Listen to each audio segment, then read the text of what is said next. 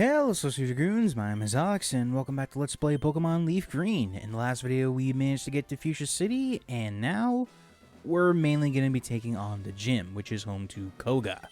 Now, something a little interesting about the gym. It's not really the gimmick, but it's the trainers that are in the gym, because they have psychic types, which do no poison type attacks, but like, I guess this was just because, like, poison was such a niche type, especially in this point of the franchise. But, I mean, like, you know, it's not the end of the world. It's just, like, very jarring. You know what I mean? But, really, this is also going to be a very good opportunity, to show off Choji. See, something I could have done, and I really should have done, looking back on it now, is that I should have went to the game corner, figured out where to get the coin case. Well, like,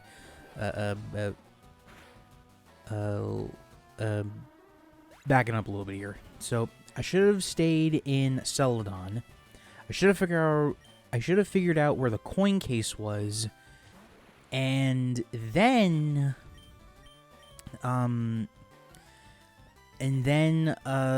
in a few coin. Well, trade in some of my money so I can get enough coins so I can get the Shadow Ball TM, because Shadow Ball is considered a physical attack in this generation, and Choji can learn it, meaning that psychics and ghosts stand next to no chance. But to be fair, for psychic types at least, which are like the biggest threat right now, these guys are pretty frail. Choji has been like one or two shotting them so far, and that's because, well, he's a normal type, so he has stab with body slam and headbutt. But also, psychics are kind of glass cannons in a way, you know? They can't really take a hit to save their life, so they rely on being faster and their high special attack. And I mean, to be fair with Choji, though, against ghosts, they're not going to do shit to him. And also vice versa, but you know, like, that's neither here nor there, though. But, ooh, excuse me, sorry. But yeah, I do find it weird that psychic Pokemon are technically in a poison gym. Like, to me, I just would have bit the bullet and had more Golbats in here. Maybe some Venomoths, because they're technically poison.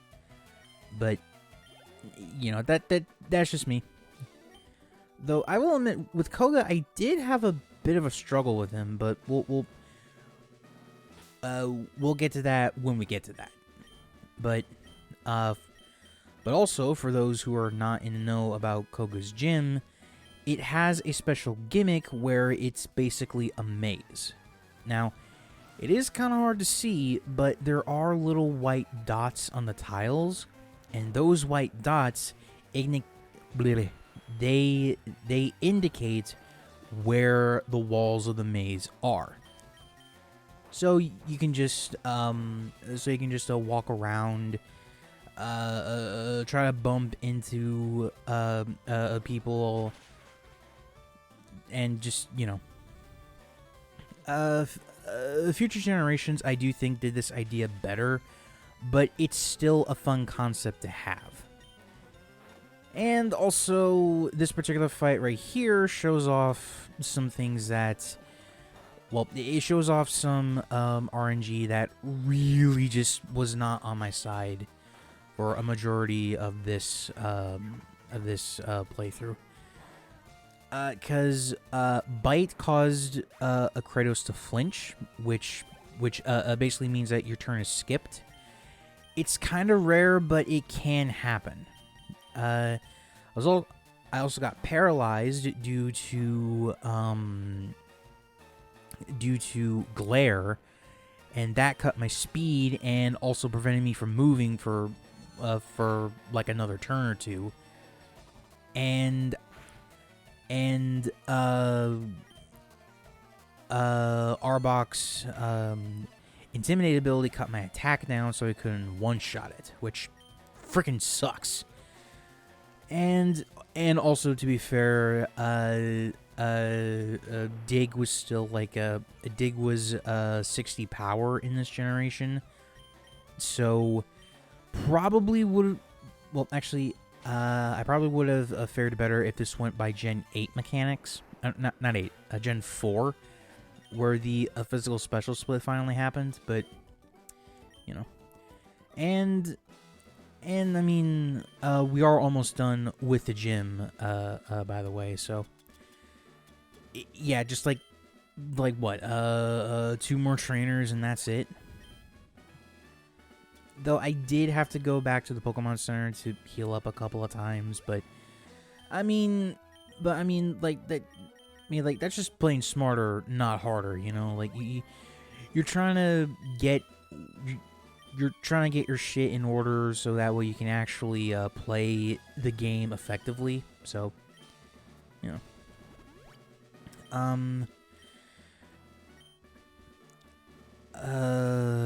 Let's see what else I want to talk about. Oh, right. For the maze, there are dead ends, but you know, you can just sort of feel your way around it. It'll be fine. So, I feel like I should probably give some updates on things. For one, I have not really been able to work on the project that I shared in my shorts, which, you know, you can go to the shorts tab and have a look there if you're at all curious about it. Mainly because I have not been in a position to do that. You know, just things out of my control, and also a general procrastination. I'm sorry about that. Let's see. So the project is temporarily on hold. I'm not giving up on it. I'm still trying to figure it out. Let's see. So the project is on hold for now. My general procrastination has also prevented me from working on the Power Ranger video assets. Sorry about that, but I just needed some time to let some creative juices sink so I can figure out, okay, this is where I want to go. That's how I want to do it. Right? Well, and also, like, I want to do better than I did last time, because I'll admit it wasn't a very good video, but I mean, people liked it enough. I mean, it's sitting at over 200 views and 15 likes with no dislikes, so apparently it did something right. But but I want to try to make it better. Is what I'm getting at. I want to try to make it better. So yeah. That's gonna take a very long time. Don't know when it'll be out, but I will keep you updated if I can. And also, I have not been able to record Cuphead because, oh boy, personal things are getting a bit too out of hand, at least for my liking. And, well,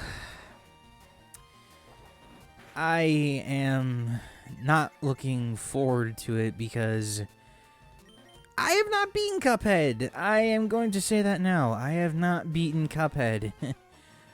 But I should have a general idea of what my loadout should look like. I just hope I can actually do it, you know? And before I also need to do that before I can do the Delicious Last Course DLC. Oh, but I also wanted to do one. Well, I wanted to do Doom Eternal next, but also I need to do Sly 3. I need to do that. I need to do Sly 3 eventually, along with Doom Eternal, because I've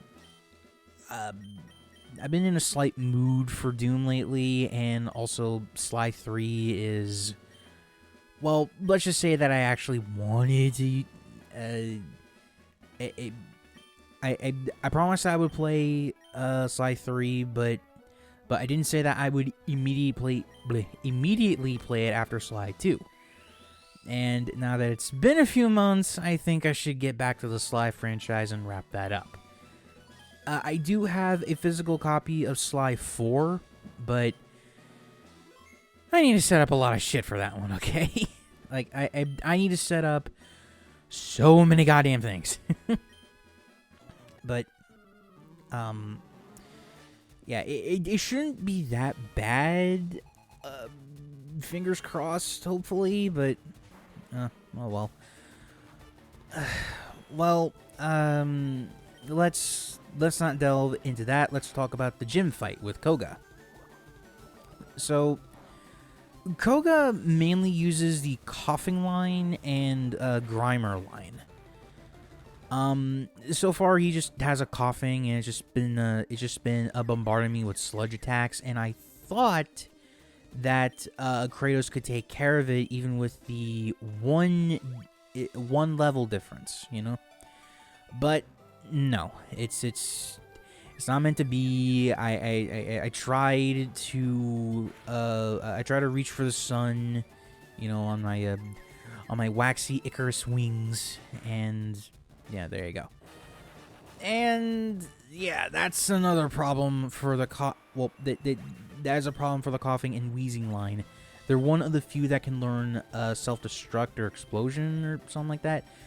But basically, it's a one-shot move. So you are not in a good position. And Choji, Kratos was actually a good Mon to I thought he was a good Mon to start with, because technically speaking, he can't be poisoned, and it doesn't. And poison attacks don't do all that much to him. And also, yeah. Though Muck is very annoying because of Minimize. You see, what Minimize does is that it raises it raises a Pokemon's evasion, meaning that typically speaking, you're not going to be able to hit it very often. Though apparently Choji has been good so far, because like almost every single body slam that he's been hitting so far has been connecting and was well, there you go. But Minimize was the main reason that I chose to give Natsu Aerial Ace, because even though that the evasion is up, Aerial Ace is an attack that never misses. So it was just a failsafe. Also, something of note. Yes, a body slam does paralyze. It can paralyze your opponent, but that's a random chance, if I recall correctly. And when a body slam don't work, just use a good old-fashioned headbutt. And now we have his ace, Wheezing. This thing, incredibly bulky. I'm telling you right now, this thing is fucking beefy at level 43. And this was one of the fights where Hypnosis was not doing me any favors. In hindsight, I should have just went with Psychic. I should have just went with Natsu, Flamethrower, freaking Fly, or even goddamn Aerial Lace it to death. Yeah. Also because of a smoke screen, my accuracy also went down, which is why Dream Eater didn't work the first time. But I mean, just look at that. Wheezing went down in one shot. Like good on you, Zeno. You did something that either an Alakazam or a Kadabra could have done because, well, of the Levitate ability. Well, we did get the Soul Badge. Was it Soul? Yeah. It was Soul Badge. Marsh is Sabrina, but we're not gonna deal with her until next time. No. Actually, no. Scratch that. We're not dealing with her next time. That is the Silphco. We need to deal with the Silphco before we can even access her gym. So. Oh, God fucking damn it, Alex. Why didn't you edit out this Pokemon Center a bit? God fucking damn it. Pay more attention when you're editing. God. Well, we're not quite done in a Fuchsia just yet. Because we need a special HM that can only be found in the Saffari Zone. Now, freaking phone. I heard a notification on my PC. God damn it. Okay, so back on track. So I tried to get to the. So I tried to do this little quest first try. It didn't work out, but I did manage to do it this time around. So basically, what the Saffari Zone is that it's like a wildlife preserve for a lot of Pokemon. You can catch the Nidorans in here. You can catch Parasect, which is the evolved form of Paris. You can get Execute in here. I believe if you have the... Was it the good or was it the Ultra Rod? They can get Dratini, though it is a very rare encounter. You can get Chansey here, though that's kind of rare. You can get Rhyhorn. I think you can get a Kangaskhan or a Tauros, but I personally would not really test that. I think Tauros is a version exclusive, actually, but it is what it is, I guess. But no, well. So I am trying to follow a guide here, so that way I can get to the end of the Saffari Zone quicker. Basically, in the back of the Saffari Zone is a special station, where a guy will give you an HM, which is for Surf. There's Execute. Kind of late in the game to get one, but you technically can get it before Koga's gym if you really want it. But honestly, just I just wouldn't do it. But anyway, so it's this facility. This facility right here, and this guy right here. He will give you a special campaign prize, which is HM03 Surf, which is a very powerful water type move. And if you have a special hitting water type, like say Blastoise, then like you don't really need another water type attack. You just need to actually well, I don't know what I'm saying anymore. Oh, and that one item, that item that we just got called the Gold Teeth, that is something that we can also use next, actually. Because You do have a limited number of steps in the zone, though. You can just say, hey, I don't want to play anymore. Could you just send someone to come to the front and get me? So this guy right here is the warden of the Saffari Zone, and apparently he lost his golden teeth while he was in there. So as a reward for giving it back, he gives HM04, which is strength, and that is immediately going to Choji because it is a normal type attack. It is 80 base power. And while technically almost all of our mons can learn it, I think Choji is going to be the most beneficiary. Because while Headbutt does have a chance to flinch, it's not quite as powerful as Body Slam. And I'd rather have something that is at least on par. So, you know. Though, on a brighter note, if you're playing the Let's Go game, which I don't really recommend, you can still give it Body Slam and have that be its only a normal stab. But, I don't know. But, oh boy. Yeah.